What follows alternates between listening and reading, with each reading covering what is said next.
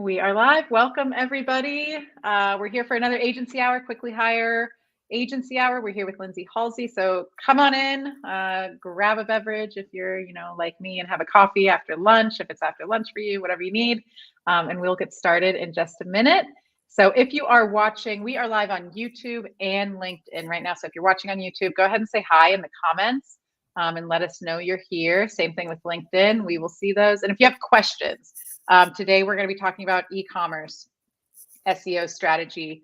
So if you have questions on that, or if you have any SEO questions in general, feel free to put those in the comments now, and we will get to those as we have time at the end. Or if they come up kind of in the middle, we'll see, but we'll be keeping an eye on those. So just make sure to say hi and put your questions in there, and we'll go ahead and get started. So welcome, everybody, to the Agency Hour presented by Quickly Hire. So I'm Emily with Quickly Hire, and really excited to bring you another session that's going to be packed with expert strategies and insights to boost your agency's growth and business growth and success. That's why we're here. That's why we put these on. So before we dive in, I want to share some exciting news about Quickly Hire. We've just launched a major update to the Quickly Hire platform. It's really exciting. You may have already received an email about it from Colby or Brad, but it's making it easier than ever for agency owners like you to find top tier talent. So now you don't have to schedule a call. You don't have to jump on a Google Meet with us or anything. You can log right into the Quickly Hire app and start browsing profiles instantly. And then if you see a profile that you like and you're interested in learning more, you can book a call to interview that person right there from the app. So it makes it much easier for you to go from, hey, I could maybe use some design help, or I need an extra developer, content marketer, virtual assistant, any of that. You can go in there, start browsing the skills, filtering the skills, browsing the profiles, seeing if you see someone that sticks out. We've got portfolios on all of our talent profiles in there. There's reviews from existing clients, that sort of stuff. So please go check it out. No strings attached. You just create an account, go in there and start browsing. And you can do that right from quicklyhire.com and hit that browse profiles button to create your free account and get started. So another quick note, if you're enjoying these Agency Hour live streams, and we also have the Remote Leadership Unleashed live stream, please subscribe on YouTube. If you're watching on YouTube, you can hit that subscribe button. And if you're watching on LinkedIn, you can follow our page, and we will keep you updated on when we have new sessions for you to join us on. We regularly share expert tips, industry trends, and any of the upcoming events that you won't want to miss. So now let's turn our attention to today's Agency Hour. We are thrilled to have Lindsay Halsey, who is the co-founder of Pathfinder SEO, joining us to help supercharge your e-commerce SEO strategies for your clients just in time for the holiday season. So I don't know if you all are like me, but right around this time of year is when we start thinking, oh, Black Friday is coming up and Cyber Monday and all of that. So that's why we're here today. Lindsay will be sharing 7 game-changing tips for building an impactful SEO strategy for e-commerce websites, expert insights for preparing your clients for Black Friday, Cyber Monday, and all of that good stuff, and some actionable strategies that you'll be able to implement right away and boost your SEO offerings. So without any further ado, Lindsay, good to have you. Welcome. Thanks, everyone. Thanks, Emily. And I'm excited to talk about e-commerce SEO. It's an area where there's a lot of low-hanging fruit and also very timely since we're moving into the holiday shopping season and discount season. I'm going to start showing my slides here. And as always, we'll kind of go through slides, some live examples, and I'm available for any questions. So let's get started. And whenever I think about creating SEO strategy for clients and really start to get industry specific, in this case, talking about websites that are e-commerce that have a buy now button on them, I like to kind of think about some of the key dynamics that are at play before we dive in. And so when I think about e-commerce SEO, we typically are dealing with high volume, high competition keyword spaces. Not always, but often. And so this can make SEO feel overwhelming, a hard thing to enter for those businesses, and like, hey, how do I even get found and get any traction in this space? The plus side of it is because we have that high volume, there's also a lot of upswing. And so one of the things that we think about with e-commerce SEO is how do we go out and get a couple of quick wins for an e-commerce client so we can get some early momentum in our SEO strategy and start to figure out what's going to work for that e-commerce client based on where are they today, where are they trying to go, and then some of those industry variables that we don't have a lot of control over, like the volume of searches and the level of competition. Those quick wins tend to come in the form of content marketing. So we'll look at that in a lot more detail. And then the other key dynamic with e-commerce SEO is that we have a wide range of businesses and budgets. And so when I think about our SEO agency that serves a lot of e-commerce clients, we work with e-commerce clients that are small business owners. So they have likely had a local shop and they're trying to move into the online world. They build their first e-commerce shop. They're looking to start to get sales and get sales from outside of their geographic area or their storefront. And they're on obviously probably a relatively limited budget. And so that's kind of one area that you may find in your client mix as well. We also work with e-commerce websites that are large brands, large entities with big budgets. And if you're providing SEO services, your role may evolve across this spectrum. I know in our agency dynamic, when we work with large e-commerce websites and large brands, it's more consultative. They have a lot of in-house talent to leverage. They have bigger budgets and they can invest in SEO in sort of a more aggressive way. But we still like working with those small e-commerce shops too, and trying to figure out how to invest their limited budget in the best way. So these are just a couple of kind of key dynamics and things to keep in mind as we get started. And really what I want to walk you through are 7 tips that are going to apply across that spectrum of competition, search volume, budget, etc. And the first suggestion I have for you goes to the beginning of SEO. When we're crafting strategy, we get into keyword research because keyword strategy is going to really inform everything. And so my first tip is to utilize a funnel strategy for keyword research for e-commerce websites. And when I think about a funnel strategy, I think about the customer acquisition funnel, right? So how do we acquire visitors?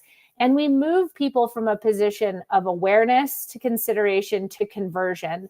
Most e-commerce conversions have multiple touch points. So your client ideally, or your website is going to be in each of these different areas and have exposure in those spaces. So at our top of the funnel, we think about keywords that tend to relate to a blog or a resource center, right? So we're bringing in people who aren't necessarily ready to buy our product or our goods, but are in audience. And we bring them in via helpful content that lives, generally speaking, on a blog or some kind of resource area. Then we move into the middle part of the funnel, and this is the consideration phase. And this is when we start to get more transactional in our keywords. People are searching for the name of what they want, but not the brand. And that tends to map well to our collection or product pages. We're starting to get more into that e-commerce action area. And then on the conversion front, we have people that are basically looking for the name of the brand. Sometimes they're looking for it in combination with things like the word reviews or sales, etc. So that's kind of a funnel that you can use as a mindset, essentially, as you start to think about e-commerce SEO. And if we look at it in an example, we can look at an example of a keyword funnel strategy. In this case, I did it for a large brand, an e-commerce brand in the outdoor industry called Mountain Hardwear.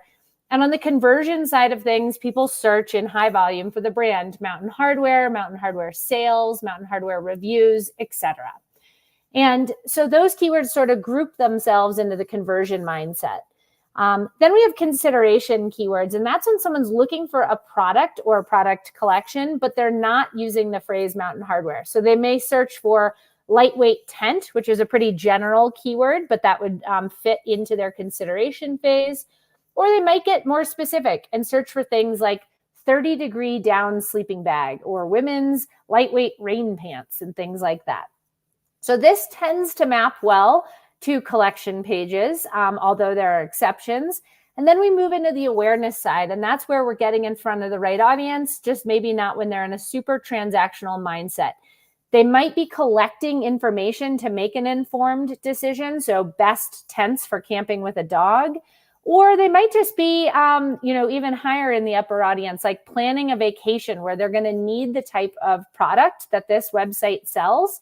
So they might be looking for a Kilimanjaro packing list or a ski trip packing list, or just getting inspiration around all of the things that you can do in the outdoors.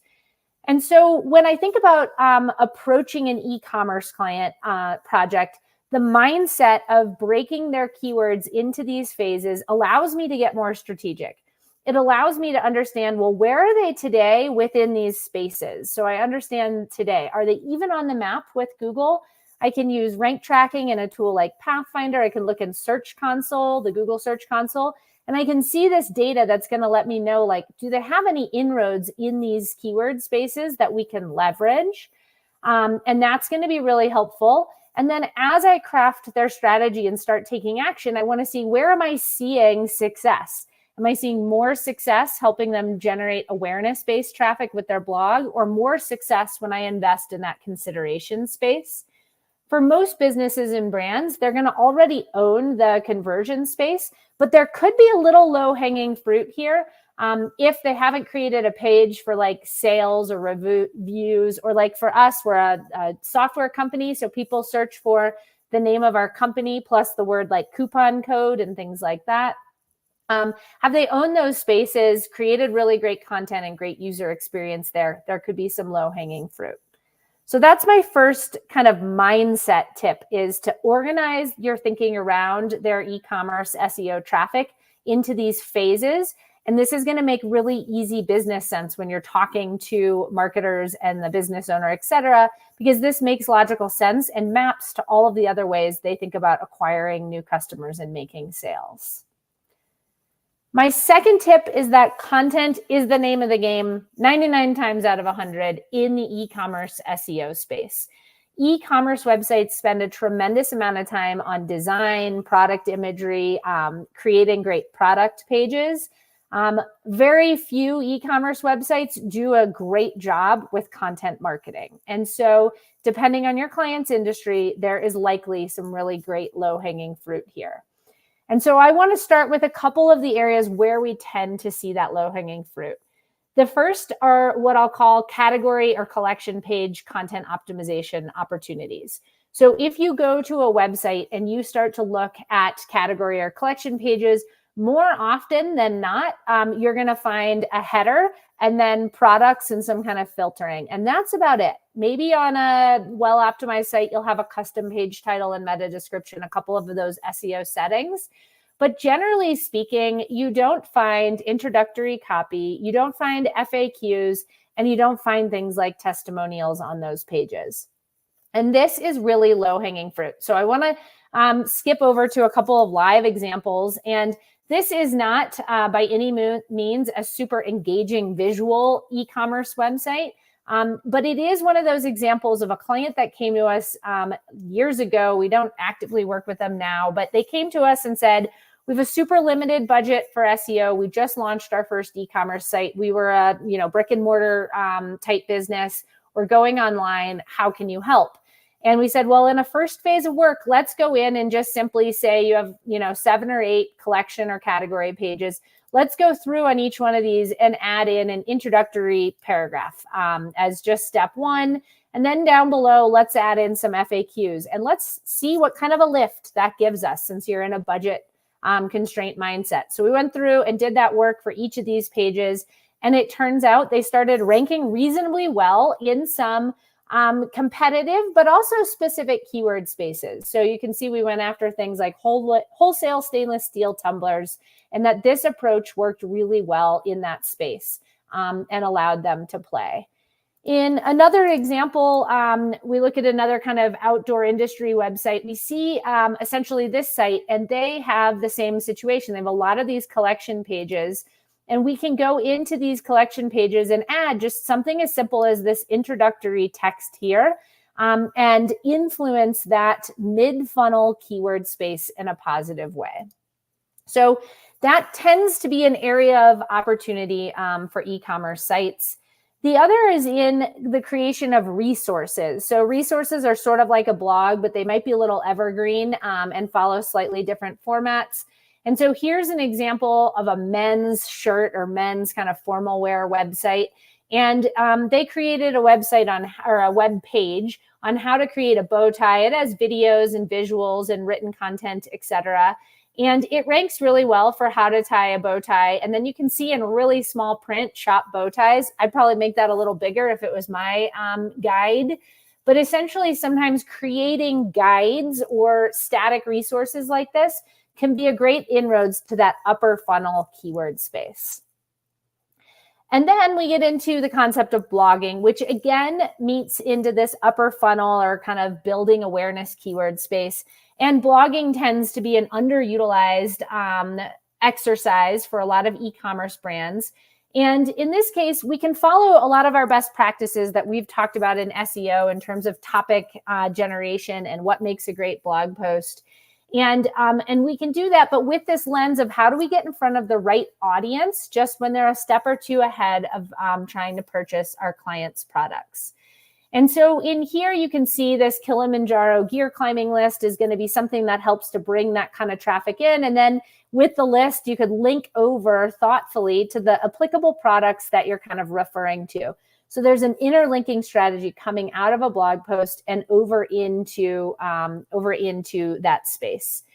And sometimes when we think about the types of posts that do well here, you're thinking about just kind of non-transactional keyword spaces. But to dig into this a little more, and since I know we have an advanced audience here, there's also the opportunity to sometimes get in transactional keywords, so things that are in the mid-funnel, leveraging blog posts. And I want to show you what that looks like. So this is a natural skincare website. And if we go to their Learn section, they've, of course, before these things, the look and feel has changed, which is great. But let's see if I can find what I was looking for in terms of a blog post here. And let me just kind of keep looking, view all. Let's look at all these posts and see if I can find my good example. We've got a lot of episodes. Of course, it's a little harder to find here right now, but essentially, we ended up in podcasts. That's why. Let me see if I can get us there and show you this example. Sorry, I should have had it pulled up. Let's go to browse skin health, ingredients, wellness, under everything. I want all the posts. All right. Might have to do a little engineering on a couple usability things, although this does look really nice. But now things aren't necessarily organized in order and they've got a huge library of content. But what I was going to say is that these folks created some content that was like best face soap for whatever the issue was. And so they went in and they said, okay, great, we're going to go do some best lists. And you might have seen I had a few of those, like best tents for camping with dogs. So you can create editorialized content that lives on the blog that is somewhat like a product collection page, like tents for dogs would be a category or collection page of product that you could create, or you could put that same content over on the blog. And sometimes the advantage of putting it on the blog is that everybody else created a category page for instance, down jackets for 8,000 meter peaks or something like that. And so everybody else has a page that follows that format of being a product collection page that looks something like one of these, right? And then all of a sudden you come in and you create some content differentiation. And instead of creating a product collection page, you say, you know what, I'm going to create a blog post. And the blog post is going to be a little bit editorialized, formatted differently, but tackle that same keyword space. And Google sort of has some preferences on how many different page types they might showcase in a given search result. And so by being maybe the only blog post or one of the only ones that has it as a post instead of a collection page, you might find a little inroads there. And so that can be really, really huge in terms of generating that traffic. And with that content, instead of showing just product with that little intro paragraph, you can editorialize it and express the level of expertise and experience you're coming from. So if you actually are the kind of person that's out there doing the thing, using the products, that blog post can actually come from that voice. And that's going to really help with Google's helpful content updates and desire to showcase expert-oriented content. So a lot you can do in just the world of content in the intersect of e-commerce SEO. And generally speaking, we end up with a lot of ideas here. My next tip to you is to leverage automation to scale whenever possible. So e-commerce websites are big, and that can be sometimes the overwhelming piece to this puzzle. There might be thousands of products or hundreds of collection pages. And so at a first pass, one of the early things I like to do is figure out where can we automate and scale some SEO so we get some of our SEO best practices up to like a score of a B+ in a quick amount of time without a lot of effort. And one of the places you can do that tends to be page titles and meta descriptions. You can go into whatever plugin you're using or the settings in Shopify, et cetera, and you can generate some basic versions of page titles and meta descriptions that'll apply to all products. That'll sort of be the baseline of where products start until you go in and you customize. And so for a lot of these, we'll come in and we'll put in like the name of the product and the name of the brand into the title. And then for the description, we might just pull from the actual product description itself, or maybe we'll come in and we'll like write a sentence and use some variables like shop for name of product from name of brand that's selling the product. And then we'll put some kind of value add like free shipping on orders, over $49 or whatever it might be. So there's some ways to make some kind of wide but not deep inroads where you're hitting a lot of pages in an automated, scalable fashion with just some basic best practices. We also sometimes find opportunities if we're managing like a lot of 301 redirects from page not found or errors or an e-commerce website that is moving from one platform to another. And so all of their URLs are changing. Sometimes we find ways to batch this or use regex so that we can use like one line of code to handle a lot of 301 redirects in an insightful way. Or there are things like AI plugins that help generate alternative text, etc. So look for some of this low-hanging fruit where you can invest a half hour, an hour, and hit 1,000 pages with some best practices and things like that to help you automate and scale your SEO. My fourth tip to you is to remember that you can phase the work. So whether you are investing in e-commerce SEO for your own e-com site or you're investing in it as a service you provide to your clients, you are likely constrained by budget and you are probably already overwhelmed with just 3 tips so far in all that there is that you can do in the world of SEO on an e-commerce site. And so we need to take a step back and instead of getting overwhelmed by the dozens and things we can do in the level of depth, we want to take a step back and remember that we can phase the work. And there are a lot of different ways to phase the work. And we want to be strategic about it. So one way we can is by business impact, and the other is sometimes by search volume. So this is a screenshot of a drop-down of collection pages for an e-commerce website, and they serve kind of 4 primary audiences, and so that's kind of very clearly aligned in these columns. And then they have different products collections under each one. And so we were on a limited SEO budget working with them and had to say, okay, we know that there's an opportunity to go and do the keyword research and then to go and create that intro copy for the collection pages. And that it's really kind of a page by page process. We need to go and look up how do people search for lockers for fire stations and firehouses and EMS houses. And that'd be one segment of our keyword research. And then we'd create the content for that page. And then we have to go and do that for hose and cylinder systems and the application of fire and EMS. And so all of a sudden you start to say, well, if I spend a couple hours on each one of these collection pages, then my effort multiplies out pretty quickly. And so I have to phase the work. And in the first phase, I could do it by business impact. And this is my favorite, which is where we simply ask the client, like, where do they see either the highest profit margins? Where are they looking to build more visibility? Like if you could only get one visitor in one of these 4 target audience, where would that visitor be? And they were like, oh, it's fire and EMS. Like that's what we want.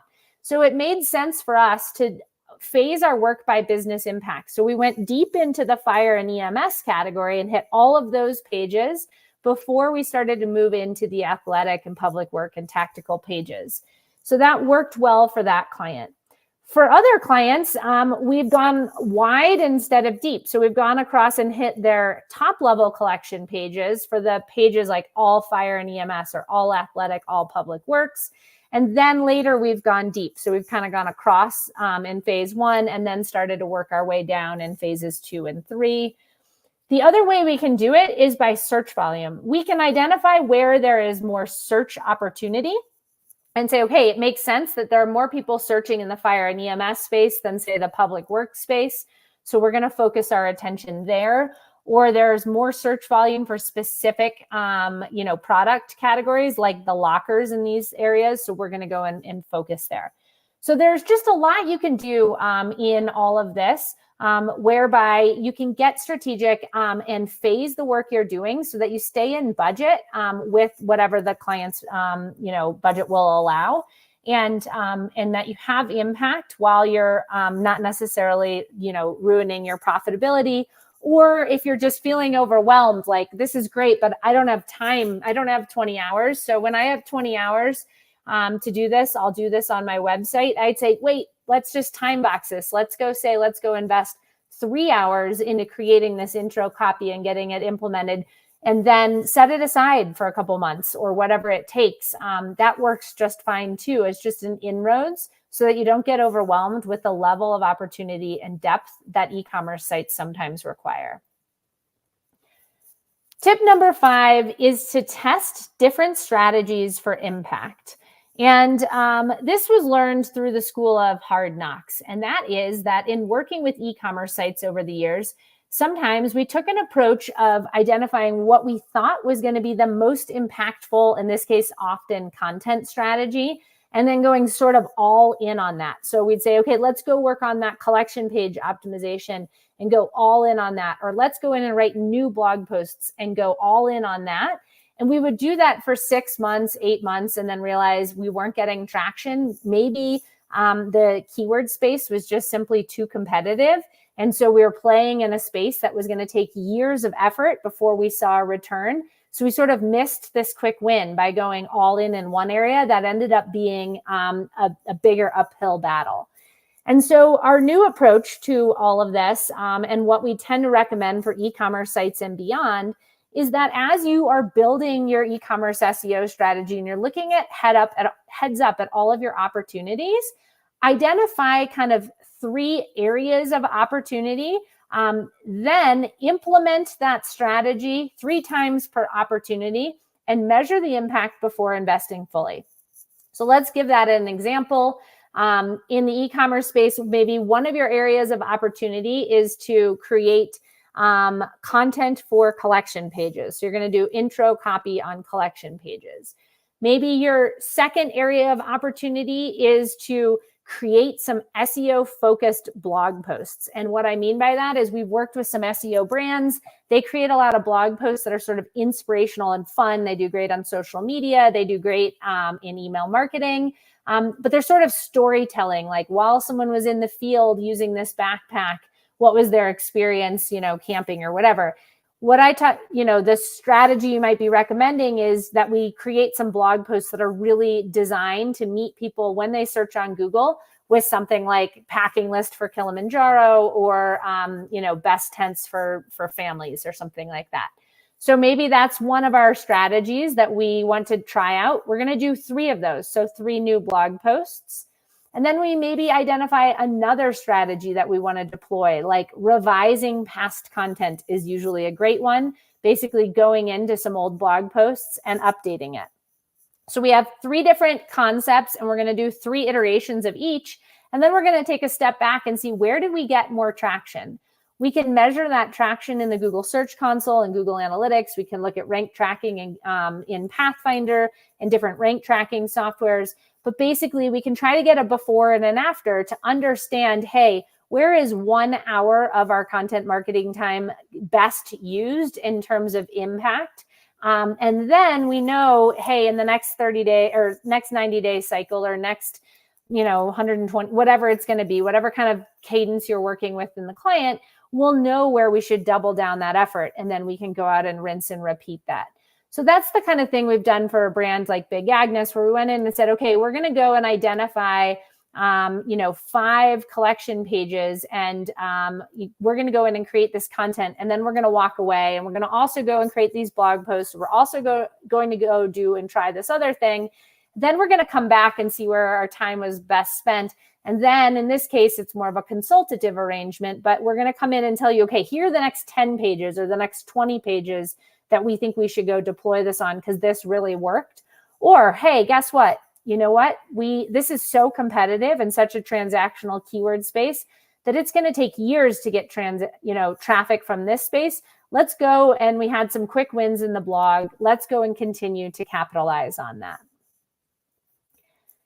Tip number 6 is to leverage schema markup for products. For many e-commerce websites, this is sort of a given. So you can just check to see if you have your e-commerce data marked up in a way that Google can extract value from it.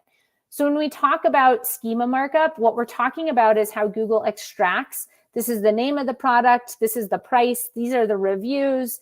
This is its availability, etc. And schema markup for products, it's an actual structured data type.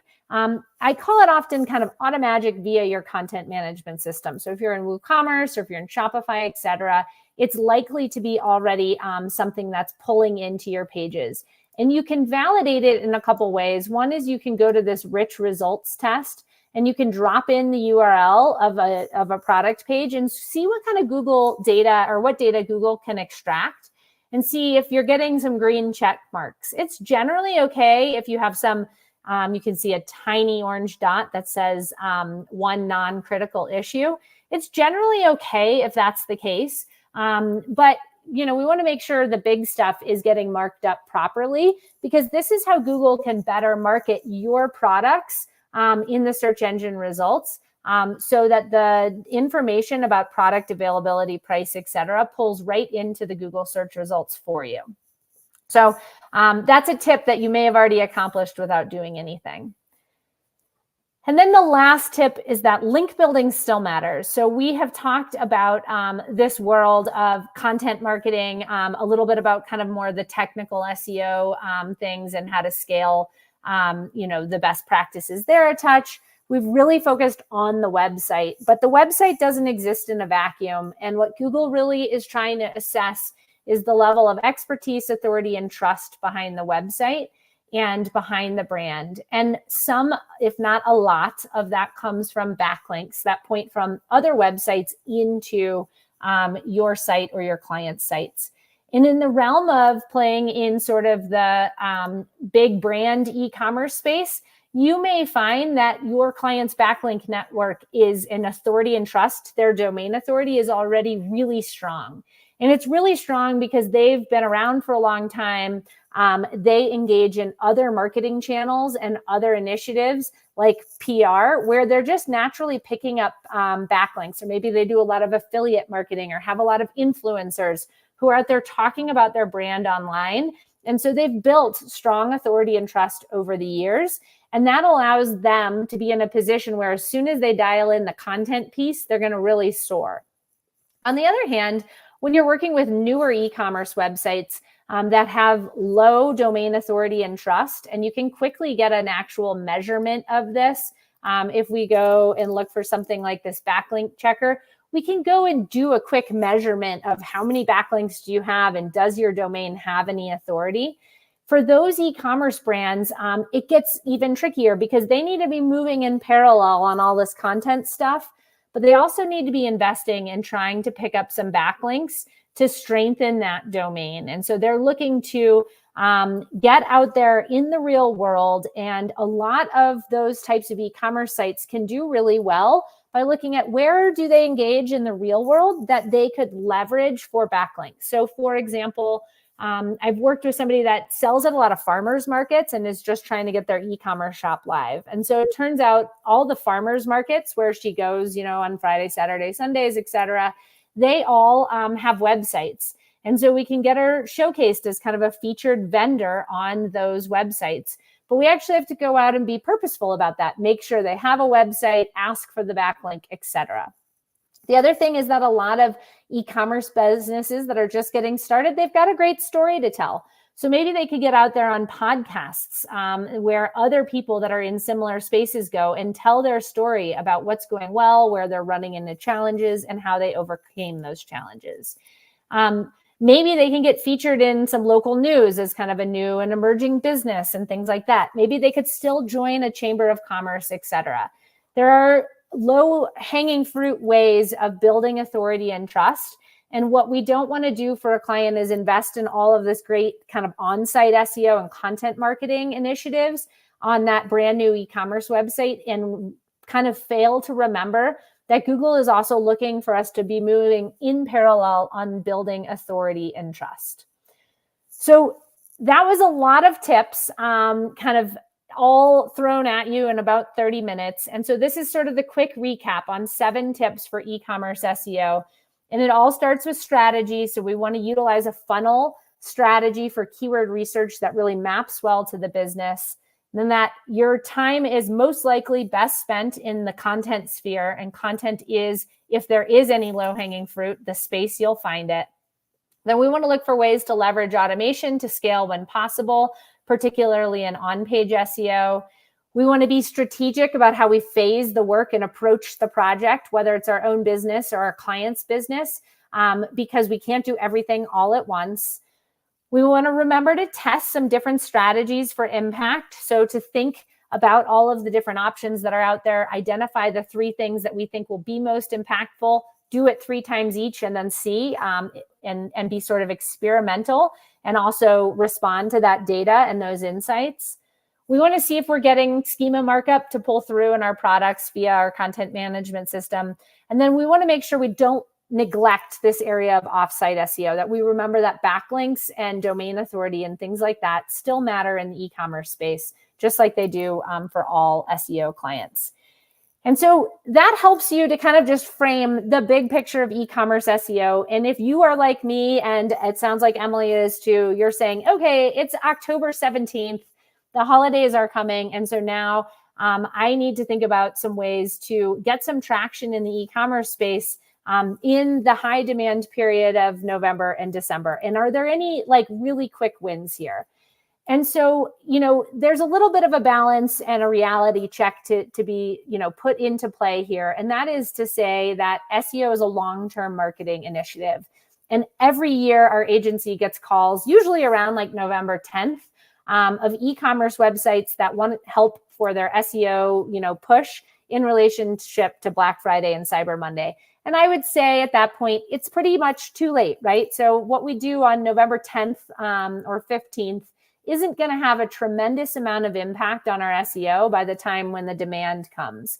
And so for most brands that are thinking about like holiday season, getting found on Google, et cetera, if you wait until the very last minute, you probably are going to have to rely on a Google Ads campaign, which is really controlled and immediate and can drive value as soon as tomorrow kind of thing. But that isn't to say that it's too late to take any action, especially because technically it's only October right now.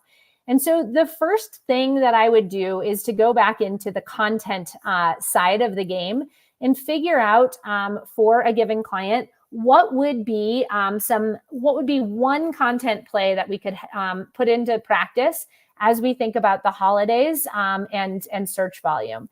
So gift guides are probably the number one opportunity in e-commerce SEO in terms of holiday traction. So right now, a lot of what our holiday shopping around and discounting comes around shopping for the holidays, shopping, Black Friday for December holidays and things like that. And so people are looking for gift guides. And when we think about gift guides, the old school way of doing a gift guide would have been the definitive guide to, gifts for, and then whatever the person's interest is or something like that. And nowadays, Google really likes super specific content. And so what I mean by that is I could do a gift guide for 12-year-old boys who, look at these keywords that are coming up here, who likes sports, who has everything. This is locations of where people might be, etc. So if I was an e-commerce website and I sold toys for kids, I would create something hyper specific, gift ideas or best gifts for, And then in here, I'd come in and come up with very specific content that's going to play well in this AI overview space, because you can see Google is trying to really meet the person where they are, with that subset of they like sports, etc. So you can see Amazon has sports gifts for boys. It's not as specific as the age, but maybe if you were not in a position to compete, with just sports gifts for boys, by adding in an age or something like that, you could do that.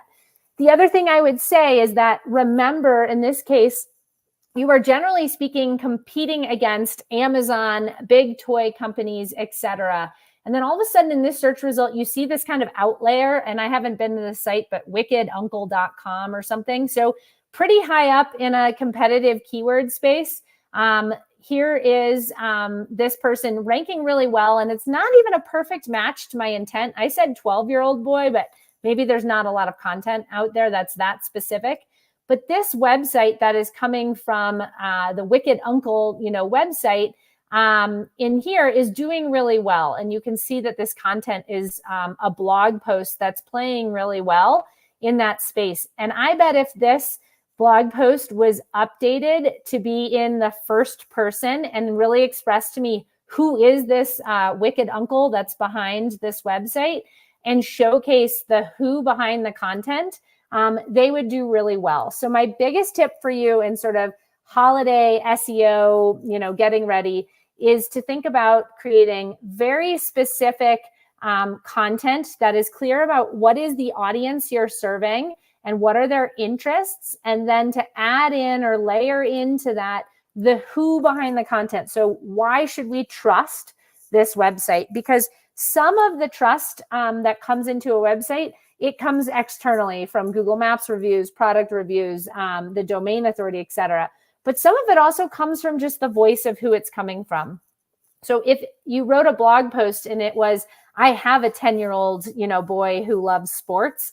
And that blog post really talked about maybe the 5 toys that our 10-year-old plays with the most and the 5 that I feel like ended up in a closet on day 1, or the 5 things that broke or whatever it might be, I would have a lot of personal experience to share into that space. And so as we think about some of these kind of quick win SEO strategies that might have a little bit of a holiday slant, just try to put yourself in the mindset of the audience you're targeting, what kind of content they're looking for. It might not always be best gifts, etc.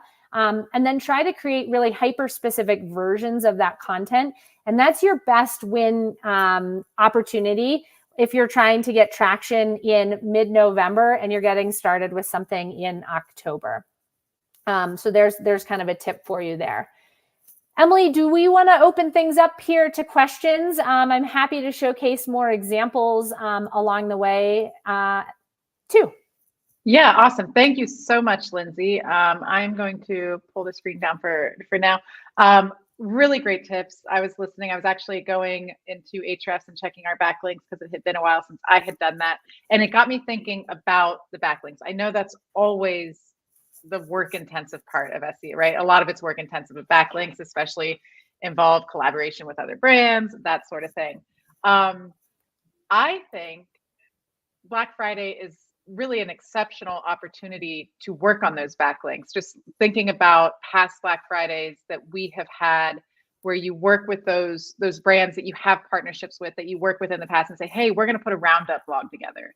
Let's all do a roundup blog, and we share each other's Black Friday deals, right? So that's where your connections come in handy, and where you can get some backlink action going on during Black Friday. Yeah, that's a really great tip, is that, also we're trying to build this momentum for the future. And so it's not just about getting traction this Black Friday and this year, but how do we leverage some of what we're already doing? And so I know, Quickly Hire and Pathfinder have been included in some of these sort of partnerships where basically within our ecosystem where we all serve one audience, but we serve that audience in different ways, supportive kind of adjacent ways. So we're non-competitors, essentially. There will be a group of folks that will get together and create, the 10 best or the 20 best deals that meet that audience. And even if that blog post on my website doesn't bring in a lot of eyeballs, I can push social media and some email to it. I know that it's definitely going to get some inroads in passing long-term value to our partners, because we just linked out to 20 folks and they linked to us. And while that is technically a link exchange, there's a real business reason it exists. It's not a link exchange between some random car dealer website and some random restaurant that has no tie or whatever. Google, they didn't just trade links. They traded it in an authentic way that and that's really what matters for SEO. And so that blog post strategy about the gift guide, if what you're selling is a product and you know your audience, gift guides make sense. In the context of Quickly Hire and Pathfinder, we're serving an audience, we're in a business space. So that kind of roundup of other deals and things like that is a great partnership. But with the gift guide, one of the things that I try to help clients realize is not to just be all about themselves. So it's not a gift guide that just points to your own products and then that's the end of the story. And it's probably not a gift guide that's a total affiliate play, like you're just linking out to a bunch of sites and you have no skin in the game. The best ones in terms of SEO traction tend to be a little bit of a blend of the two, where you create a gift guide for the audience you're targeting, and you link to the products that make sense in your website, in your space, but then you play up maybe 2/3 of the products are on other people's websites and that serve the same audience. Then you go back and you email those folks and say, hey, Emily, quick note, I just published a new gift guide. I'm really excited about it. I want to make sure I have the most recent imagery and the most up-to-date information about, this product. I'm a big fan of it. Check out the gift guide over here and just let me know if you want me to make any changes. I never asked for a link. Emily's definitely going to read the blog post because she wants to make sure I didn't booger up whatever I wrote about her product or her software, etc. She's going to check it out, most likely come back to me and just say, thank you so much. She might now think to include me if she does something similar. So it makes me kind of like our business more top of mind, but also she might share that on social media. She might put that into an upcoming email newsletter, etc. So you might win a backlink, you might get it shared, you might get an email marketing lead out of it, etc. But all of a sudden, this thing that you did that was sort of SEO oriented isn't SEO oriented anymore. It's part of a bigger ecosystem. It's part of your growth plan, your growth marketing strategy, and it goes across channels. And that's really what we're looking to do with all of this. We don't just sit down and do SEO. We generally sit down and do marketing and then kind of look at it through all of the lenses of how will this do on social? How will this do in email? Will this strengthen my partnerships, et cetera? And the sweet spots when that all comes together. Yeah, I love that. And I think you're right. Any savvy business person running an e-commerce site is going to, when they get that email and saying, hey, I featured your product, they're going to think, oh, this is helpful for me. How can we help out? Right. Savvy and kind, right? I think we all know what's going on there. So I think it's a great opportunity for this sort of thing. You probably feature people that sometimes you feature businesses you don't actually have a relationship with. So it might help you build one, but generally speaking, you're featuring collaborators. And so it's a really big win-win. Absolutely. I have a question. And if anyone watching has questions, we are wrapping up. So make sure you get those questions into the comments and I'll get those to Lindsay.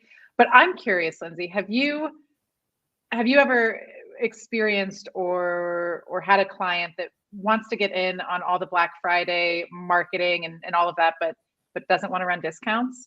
And what are some options? Are there creative options there for that type of business?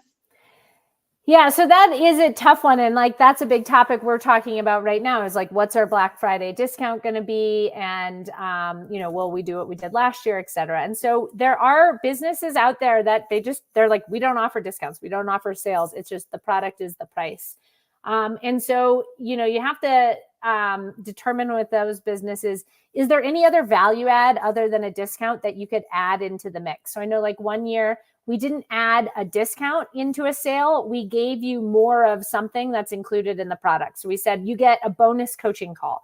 Essentially, it still cost us some money, but it was different than you get 25% off. You get this extra one-on-one, or you get this extra thing. And you see businesses do that. Maybe you don't get a discount, but you get this little bonus add-on, makeup counters do that kind of thing all the time. Yeah. The perfume costs X, but if you buy it, you get this lipstick free.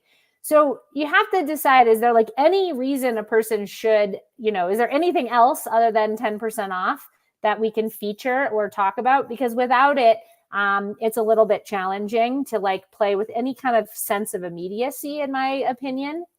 Those gift guides and things, though, there is blog content where you can get in front of somebody that's maybe in a timely way that doesn't require a discount to be applied. You're just getting in front of people because the demand for those keywords goes up at that time of year. So that'd be another inroad. But yeah, it's always tricky if there's no discount applied. It is. I love that, though, especially talking about your e-commerce clients, right? You can build product bundles and things like that you don't typically offer. So there's a lot of options there for those e-commerce companies that we're talking about today. Yeah, definitely. And with software companies, there are too. I mean, you can charge the standard price and then come around, or if you sell plugins or whatever it might be, you don't necessarily have to give a coupon code to add some little nugget of value. If you do X before Y, you get this thing. Yeah, absolutely. Great advice, Lindsay. So if you could, just as we wrap things up, summarize the 7 tips for SEO strategy for e-commerce companies. Yeah, so the big picture is that we want to use our time for the highest impact places. And so to be able to do that, we have to start by understanding our keyword space, and understanding it in real world business terms is the way to go. And then if you had to hang your hat on one activity, it would likely be content marketing. And you may want to experiment with different types of content marketing to see where you get inroads before you go all in on something. And then there's just some low-hanging fruit kind of configuration settings to be thinking about with e-commerce sites. So things like, how do I leverage Yoast or all-in-one, whatever plugin you're using, to automate some SEO for my expansive content types like products, and things like schema markup. And then just like everything, we can't forget about this world of building trust and authority online. And that the holidays can be a really great time to do that. So lots to think about with e-commerce SEO. And the biggest thing I want folks to walk away with is not feeling overwhelmed, because it is a big keyword space with a lot of opportunity, but rather feeling empowered to say, okay, I can think of 3 things I should go do tomorrow that are going to move the needle in the coming weeks and months. And I understand the what and the why, and we can always figure out the how. But you understand the what and the why. And once you get that hat on, it gets easy to take action and really see some result. Absolutely. Thank you so much. And I'm so glad we're doing this. We've got more than a month ahead of time here for Black Friday, Cyber Monday. So now's your cue out there, agency owners. Start reaching out to your clients, start getting plans in place, and start helping them build their deals and their SEO strategy for Black Friday. So thank you so much, Lindsay. Thank you everyone for watching live. If you haven't hit that subscribe button on YouTube or followed our page on LinkedIn, please do, because we will be back with more of these in the coming weeks. So Lindsay, thank you so much. Thanks so much, Emily, and everyone for being here. All right. See you, everyone. Have a good day.